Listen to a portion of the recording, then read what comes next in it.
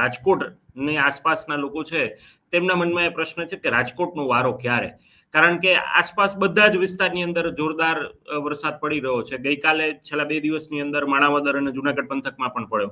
તો આ રાજકોટમાં તમે જે બીજી સિસ્ટમની વાત કરી રહ્યા છો એ સિસ્ટમ દરમિયાન વરસાદ પડે એવી કોઈ શક્યતાઓ છે? કારણ કે દર વખતે એવું બનતું આવે છે કે આજી 1 અને 2 કે ન્યારી ડેમ તો ઓવરફ્લો થઈ ગયા હોય આટલા સમયગાળામાં, પરંતુ આ વખતે હજી એમાં પણ ઓવરફ્લો થવાને બાકી છે. ચોક્કસથી, કેમ કે રાજકોટ જિલ્લો શરૂઆતથી આ વર્ષે ઘણો બધો નબળો પણ રહ્યો છે. એમાં પણ ખાસ કરીને રાજકોટના પૂર્વ ભાગો હોય, બોટાદ હોય, જસદણ, વિછિયા છે, પાળિયાદના ભાગો છે, રાજકોટના ભાગો છે, આ તમામ વિસ્તારો આ વર્ષે ખૂબ નબળા છે. કોઈ સારા વરસાદો ત્યાં જોવા નથી મળ્યા.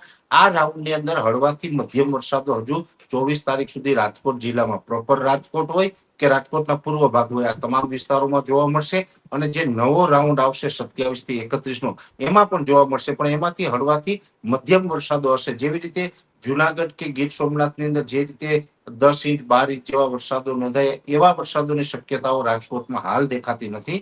પણ હળવા મધ્યમ એટલે કે 1 થી લઈને 2-3 ઇંચ સુધીના વરસાદો ત્યાં વરસે તેવી શક્યતાઓ માની શકાય ને એવી અપેક્ષા પણ અત્યારે રાખી શકાય એવું છે.